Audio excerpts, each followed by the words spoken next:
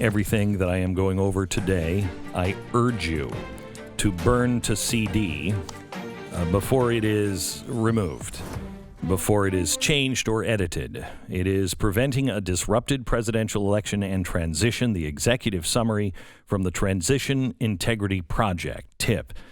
This is a war game done by, well, it was completely financed by George Soros and his allies.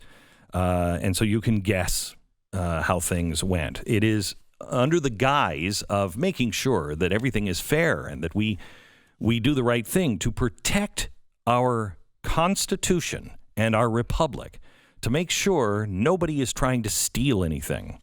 So in the war games, game 2 was the clear Biden victory. And I just want to recap, because the next game was a clear Trump victory. And you tell me if this is a bipartisan group that is plotting to save the republic or destroy the republic.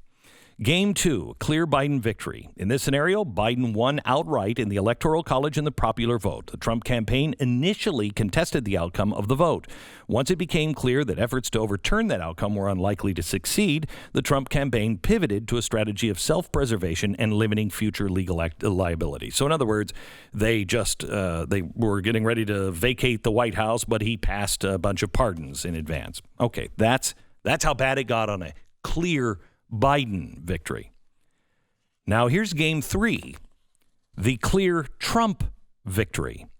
The third scenario posited a comfortable Electoral College victory for President Trump, 286 to 252, but also a significant popular vote win, 52% to 47 for former vice president.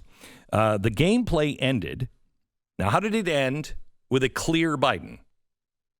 The gameplay ended in a constitutional crisis with threats of secession and the potential for either a decline into authoritarianism or a radically revamped set of democratic rules that ensure the popular will prevails. The game ended with the abolishment of the Electoral College and making the District of Columbia, Puerto Rico states, and other changes.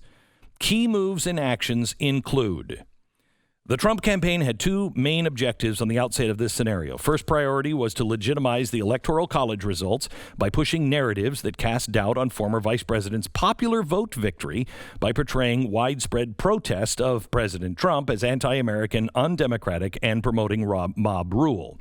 The Trump campaign planted agent provocateurs, listen to that, through these protests throughout the country to ensure the protests turn violent and help further the narrative of violent insurrection against a lawfully elected president.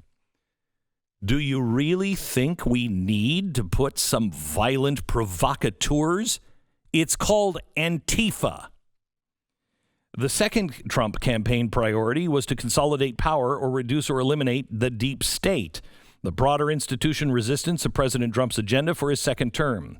Specific measures included selective promotions of military personnel with pro-American views, rushing judicial nominations, increasing financial incentives to big businesses, and working with states to maximize GOP control through redistricting.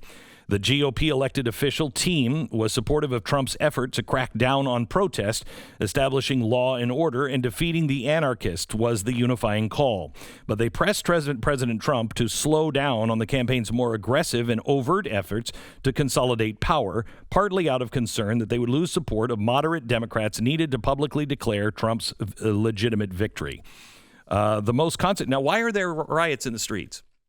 Why are there even protests in the streets? Because if it was a clear victory, Joe Biden should say, I give up. He's the president. He won the popular vote and he won the Electoral College. If he wins the Electoral College and not the popular vote, the time to change the rules is in a non-heated discussion in a non-heated time. We have that conversation. You're not having that conversation. You're having that conversation on the streets after you don't like the results. That is revolution. They also capitalized on concern about widespread voter suppression before and on Election Day. The Biden campaign began the game by encouraging 3 states with Democratic governors, North Carolina, Wisconsin, and Michigan, to ask for recounts. As the game developed, governors in 2 of the 3, Wisconsin and Michigan, sent separate slates of electors to counter those sent by the state legislature. So do you see what's happening? There is a clear Trump win. That's the scenario. Biden doesn't give up. Trump did. When it becomes apparent he can't win, Trump gives up. Now, why are we worried about what Trump would do when we see that the left is planning in a clear victory for Donald Trump to send other delegates and other electors, separate slates? The GOP failed to convince moderate Democrats in the House to break ranks with the Democratic resistance, very important words, and support Trump's electoral victory, much to the GOP's surprise. Part of the strategy here was to attack the Electoral College and claim that the certified popular votes in those states were questionable because of voter suppression.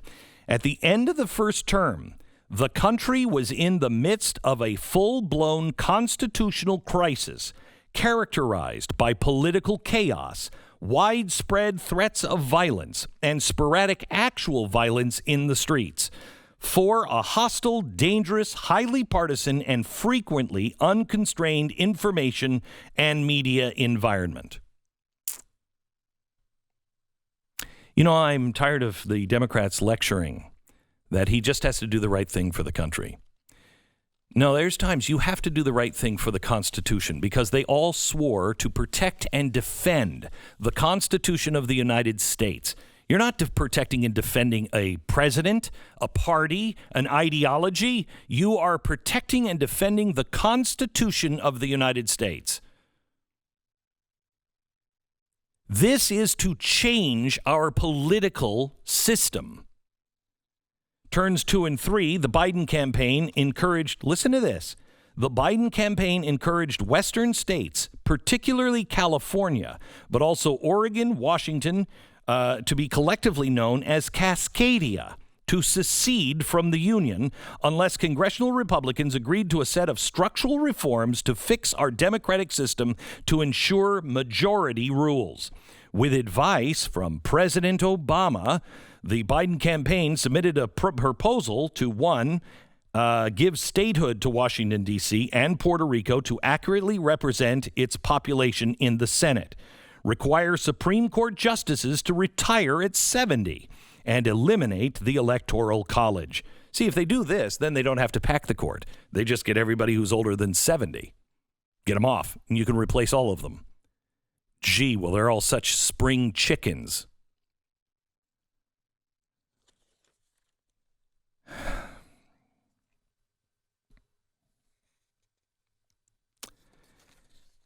You can read this entire thing. You can read it at glennbeck.com. But I want you to read it. You know,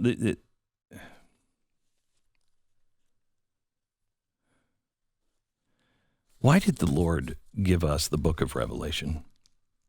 Why would he do that? Why would he tell us about all these horrible things that are coming? Why would he give us all the signs? This is the one you look for. This is the one you look for. He didn't do it to scare us. He did it so you could screw your courage to the sticking place. He did it so you knew what was coming next. So you wouldn't be afraid. You would know. And you would know how it all ends.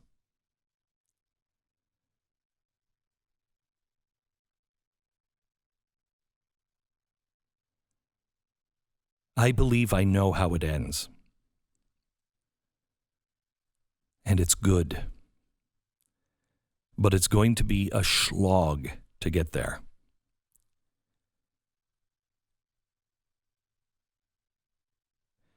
They want us to They want us to strike out. They want us to create chaos. We were so restrained during the Tea Party, and we think we didn't make a difference. Well, there's another one that I want you to read. This is from a different group. This is Obama's group. Do you remember when I said the Obama administration was doing, what was it? I can't remember the name of his group for President Obama. Organizing for Obama, I think. This is now Organizing for Action. And I said at the time, he's going to control the Democratic Party because he has all of the names and the phone numbers and all of the organizing lists. He's going to run it after he leaves office. That was a conspiracy theory. Well, here it is. Here it is. And this is Organizing for Action. This is President Obama's thing. Indivisible, a practical guide for resisting the Trump agenda. For anyone who thinks we didn't win in the Tea Party, listen to this. What the Tea Party accomplished. The Tea Party organized to end hope for progressive reform under President Obama. Their members changed votes and defeated legislation. They radically slowed federal policymaking. They forced Republicans to reject compromise. They shaped national debate over President Obama's agenda. They paved the way for a Republican takeover in 2010 and Donald Trump today. These are real, tangible results by a group that was represented only by a small portion of Americans. They're using what we did as their way of organizing for action, except they're not grassroots.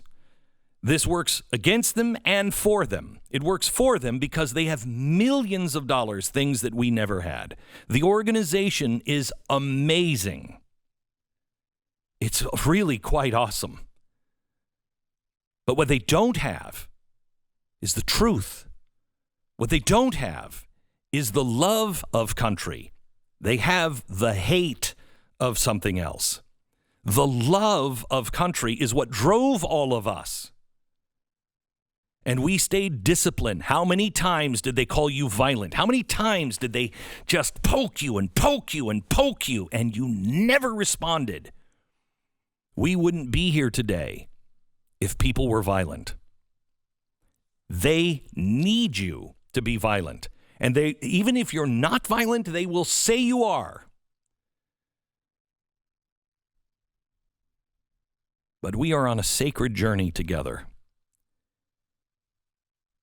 And I'm telling you now, the hand of God will turn the Mississippi and make it run in the other direction if we need it and are worthy of it.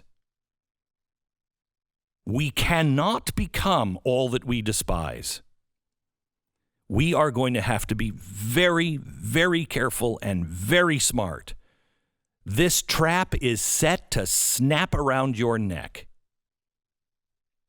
and it will kill the republic. We are not asking God to be on our side. We must get down on our knees and humble ourselves.